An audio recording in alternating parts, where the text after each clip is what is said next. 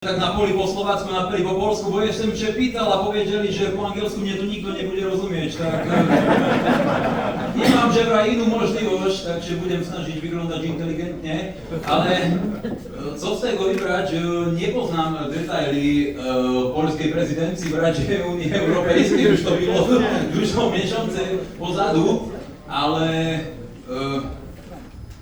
inaugurácia prezidenta štátov zjednočených, to sú Spojené štáty americké. Tak, dobre, to rozumiem. To byla veľká udalosť dla nás na Slovácii v celej Európe, už dlatego, že ja môžem porovnať tú dobu, jak Trumpa nebylo, jak Trumpa teraz máme, jaká je sloboda na médiách sociálnych, co ja môžem napísať, co ja môžem povedať, co ja môžem všetkým adresovať i nikto mne nebude banovať, nebudú mi usúvať z tých médií sociálnych, i dlatego, že celá Európa i celý sviat začína meniť, takže dla mne to byla veľký moment v histórii sveta i teraz v aktuálnych udalostiach, už len preto, že vďaka Trumpovi, dzięki Trumpovi máme slobodu slova, máme slobodu mówić co chceme i na sociálnych svietach i musíme broniť pred Uniou Európejskou, aby nám to nezakázali, lebo na tom oni aktívne pracujú.